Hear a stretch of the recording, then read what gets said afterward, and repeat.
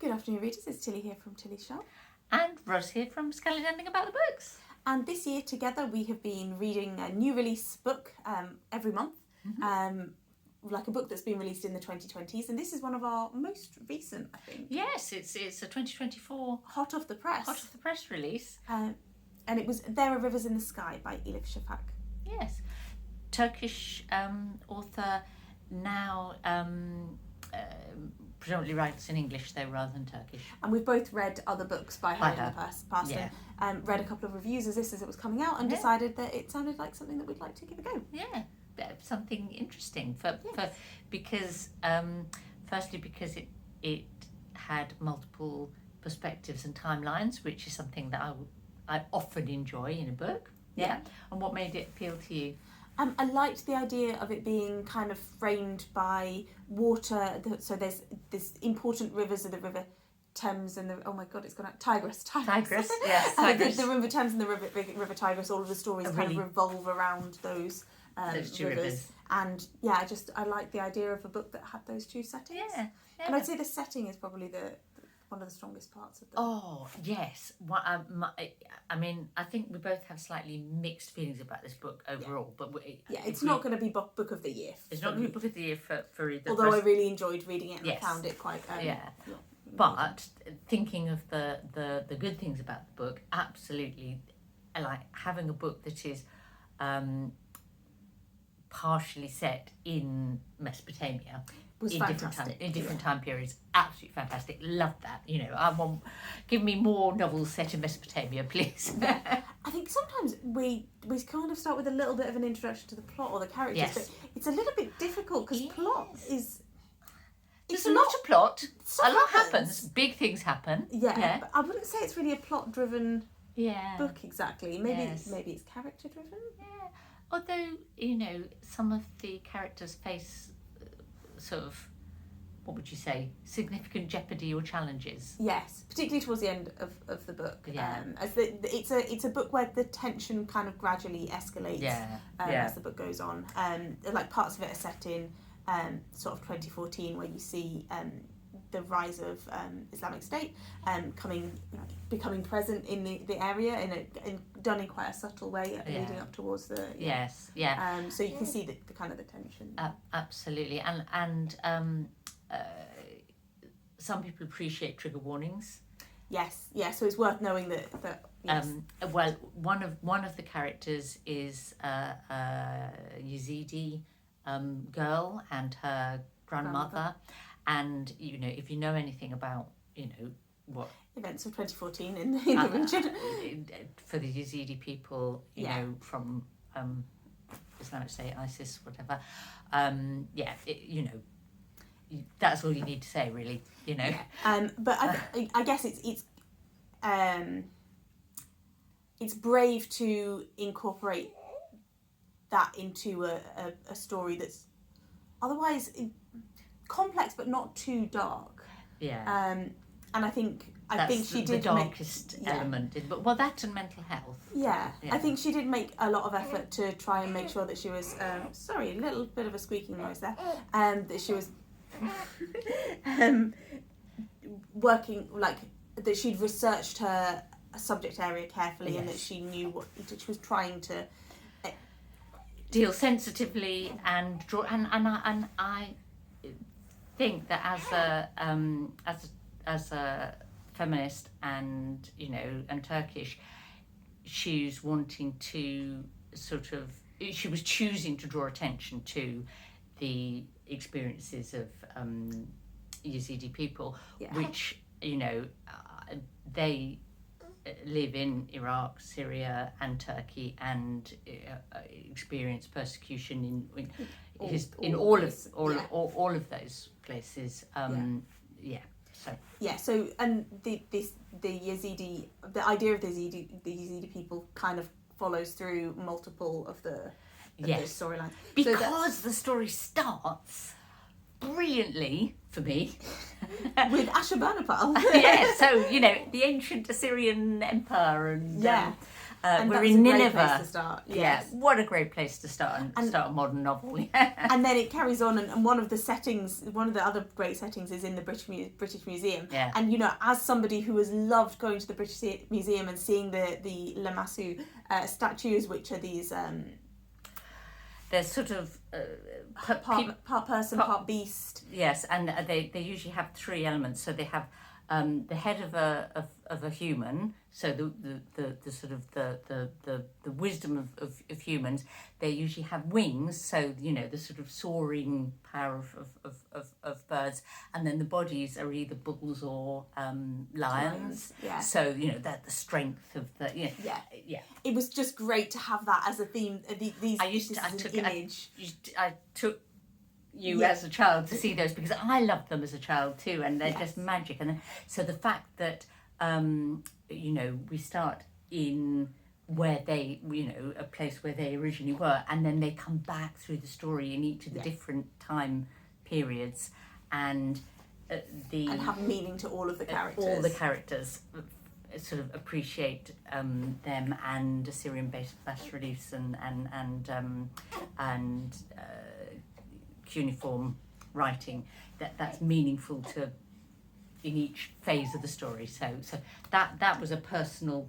Yeah, that was a hit. It's rare that ancient Mesopotamia is the focal point for a story. Yes. How often do you come across Assyrians in your your reading your life? Historical reading? Unless you're reading the Epic of Gilgamesh, of course. Which is another thing that is threaded through. And both of us have read the Epic of Gilgamesh in the last couple of years. I read it because of, I think, Hannah from Hannah's Books was reading it and recommended it. So and I read it. I've read it too. And you don't have to have read the Epic of Gilgamesh to enjoy this book. But if you happen to have read it, it adds an enjoyable additional layer to the story because.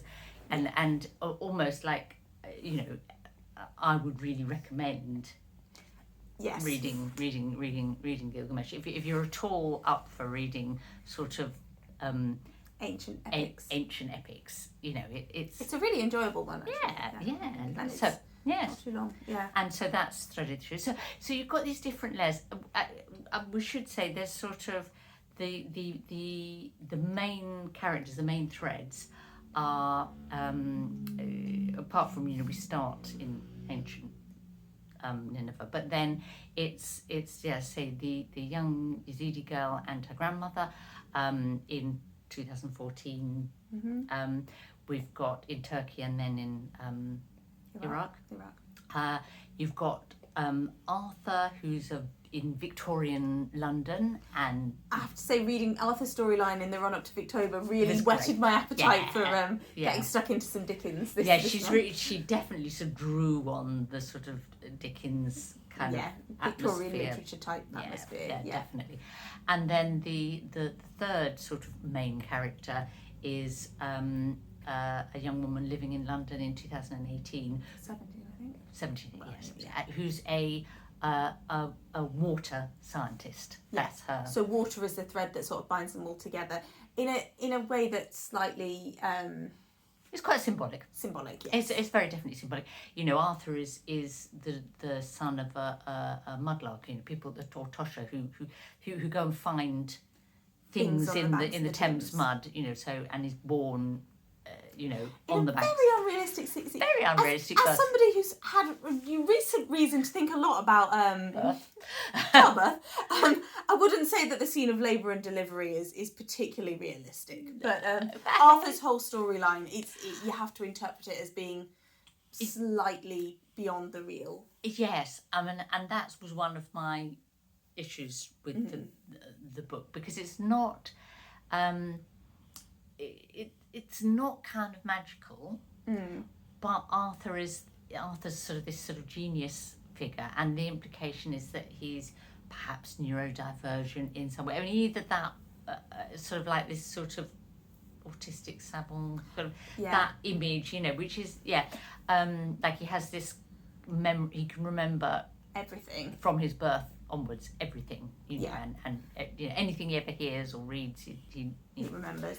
And I think, for me, it was preferable to interpret that as being slightly magical than to interpret it as a not very good portrayal of a neurodivergent character person. So yeah, that was one of the issues.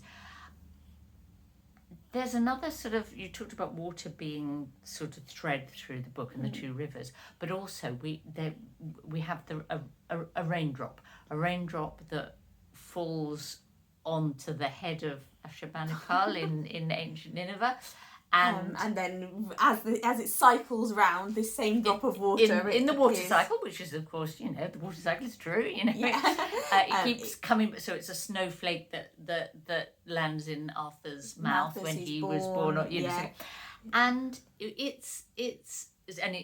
that raindrop reaches all of the characters, some of them more than once.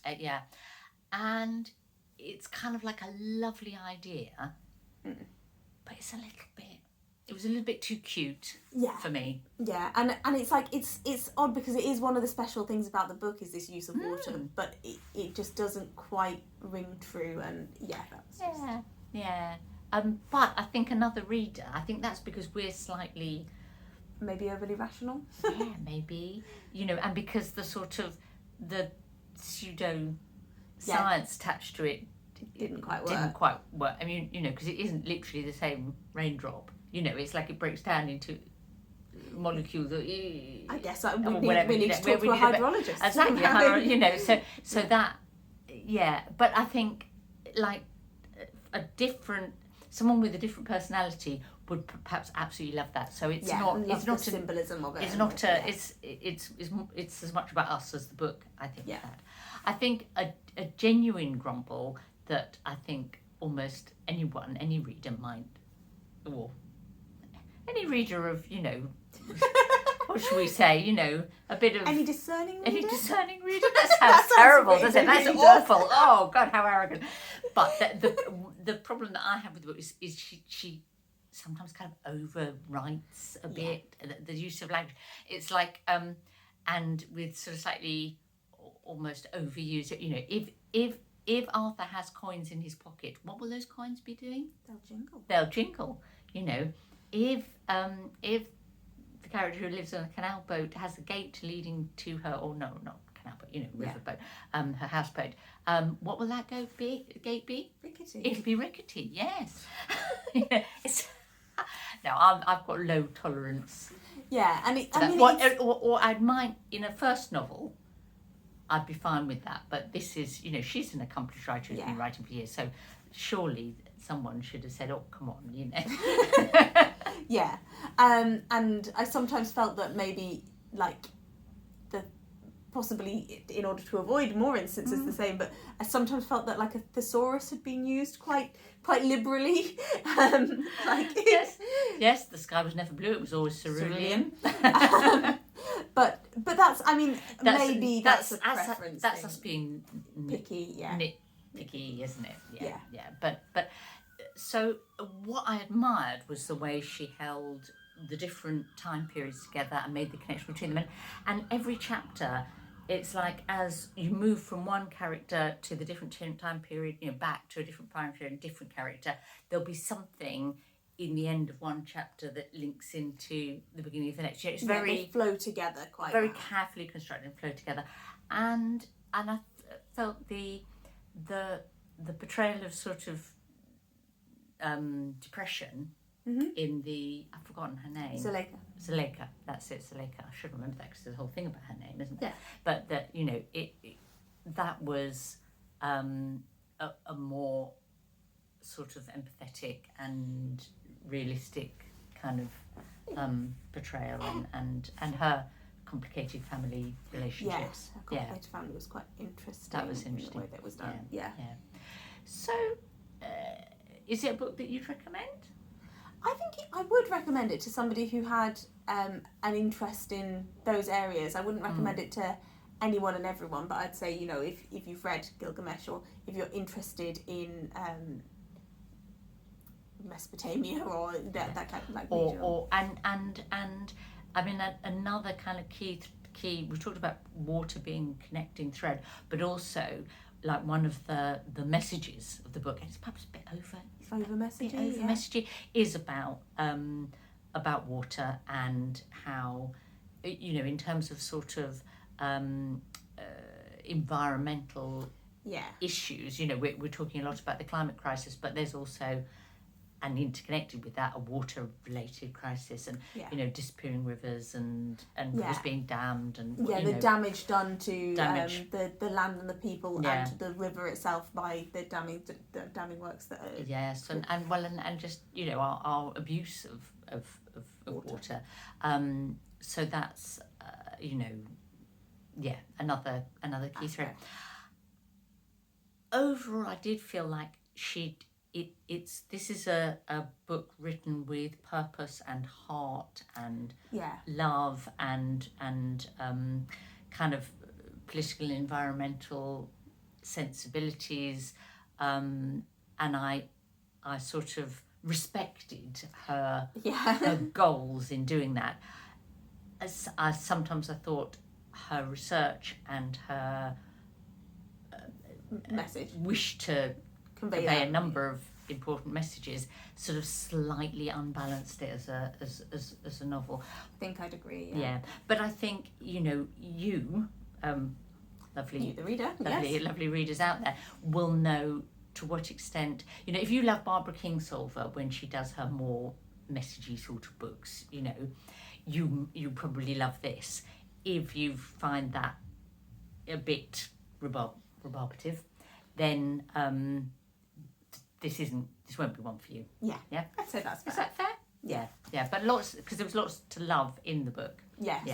But I think for me, the book that I mainly compared it to in my head, maybe unfairly, was, because that was a fantastic book, was Brotherless Night, which we read earlier on this year, which is another book that deals with at times violent situations, trauma, at a difficult political context, and has a degree of message to it, but manages to sort of bring that across in a way that worked a lot better for me. Yes, without it somehow unbalancing it as a work of fiction. And another book that the author had to do a lot of research. But that research comes across maybe in a slightly easier way. I don't know. That was how I was thinking. And I think that's fair. But don't go away from this thinking that it's a bad book, because it isn't. It's a lovely book. But but it's just not top of my 2024 pile so far. We've read a lot of good books this year. We have, and we've got to pick one for next month. Which we have. It's Night Bloom. Oh, we did. Yes, we did choose one. Night Bloom, which is by Peace. Oh, I've forgotten her name. We'll put it in the description. Last bit is Medie, but it's Peace something, and I've forgotten her middle name. Adzo, I think. Anyway, we'll put it in the description. Sorry about that. Thank you very much for watching. Let us know if you've read this or anything else by Elif Shafak, or anything else set in ancient Mesopotamia. Yes. If you can recommend another good book that, you know, brings in the Assyrians, then we'd be delighted to hear it. We're up for it. Thanks. Bye.